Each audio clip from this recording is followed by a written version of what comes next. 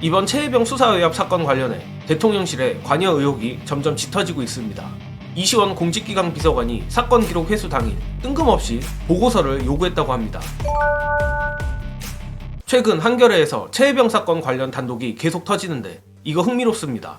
8일 한겨레가 공수처와 사건 관계자들을 취재한 결과 지난해 8월 2일 당시 이시원 비서관은 유재은 국방부 법무관리관에게 전화해 군사법원법 개정에 따른 군 사망사건 처리의 방향에 대한 의견을 담아 대통령실에 보고하라는 취지로 말했다고 합니다.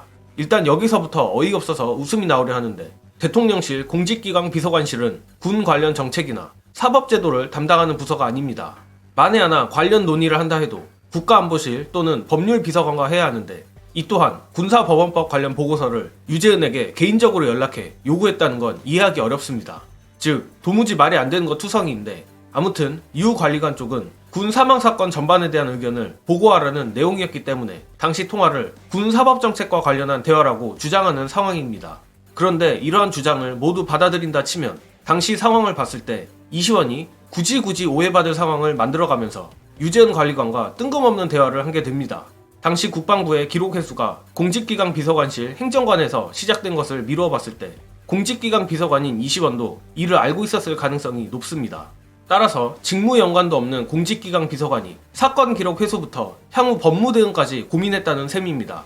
그리고 이번 보도를 통해 더욱 이해가 안 가는 지점들이 생겨나는데 이 부분은 김종배 평론가의 해설로 가름하겠습니다. 첫째, 하필이면 왜 최상병 사망 사건이 발생한 후에 그리고 사건 수사 기록이 회수한 날에 하필이면 왜 그때 이시원 비서관은 그러면 그렇게 일반적인 보고서를 요구를 했을까? 이건 오비일학도 이런 오비일학은 없다. 이건 정말 기막힌 우연이라고 봐야 되는 겁니까? 이게 첫 번째 제기하는 의문이고요. 두 번째, 그럼 아무튼 그래서 제출을 했다라는 거잖아요. 지난해 8월이고 지금이 5월이니까 몇 달입니까? 그러면 그 보고서 받아서 그걸 어떻게 활용해서 어떤 결과물을 내놨는데요? 용산에서는. 이게 지금 나온 게 있습니까? 그럼 보고서 왜 내라고 했는데요? 이게 두 번째고요. 세 번째, 그러면 이시원 비서관이 유재은 법무관리관과 통화한 건 아무 문제가 없다라는 거잖아요. 유재은 법무관리관의 주장에 따르면 아무 문제가 없는 건데 왜 하필이면 이때 이시원 공직기강 비서관은 교체 대상에 올랐을까? 그럼 바뀐다라는 거잖아요. 그럼 굳이 그러면 바뀔 이유가 뭐가 있을까요? 아무 문제가 없는데 요 세 가지로 추려서 문제 제기를 한번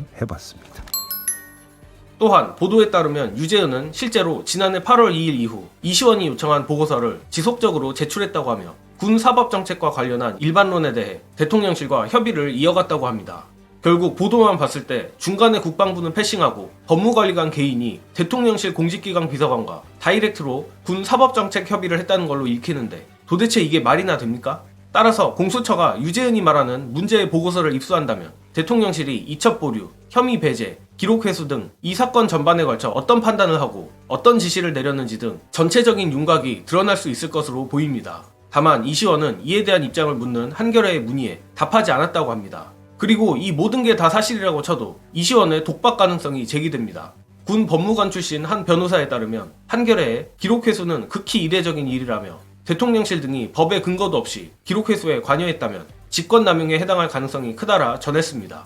정말 저들의 눈 가리고 아웅이 언제까지 지속될지는 모르겠지만 일단 제가 조심스럽게 추측을 해보자면 유재은도 독박을 쓰고 싶어하는 것 같지는 않습니다.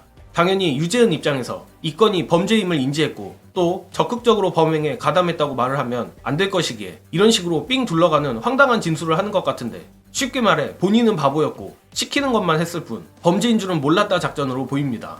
어쨌든 수사의 칼날은 이시원을 향하고 있습니다. 또한 앞선 김종배 평론가가 말한 것처럼 이시원이 옷을 벗고 나온 것만 봐도 대통령실이 이시원 꼬리 자르기에 들어간 것으로 보입니다. 과연 공수처가 이시원까지 소환조사할 수 있을지 지켜봐야겠는데 만약 이시원 소환조사가 조금이라도 미적되는 것 같으면 민주당은 이 부분을 집요하게 파고들어야 합니다. 민주당이 절대 조중동과 대통령실, 국힘이 주장하는 공수처 수사 먼저 지켜보자 같은 헛소리를 용납하지 말고 특검을 밀어붙이길 바라며 이번 영상은 여기까지 하겠습니다. 시청해주신 여러분 감사합니다.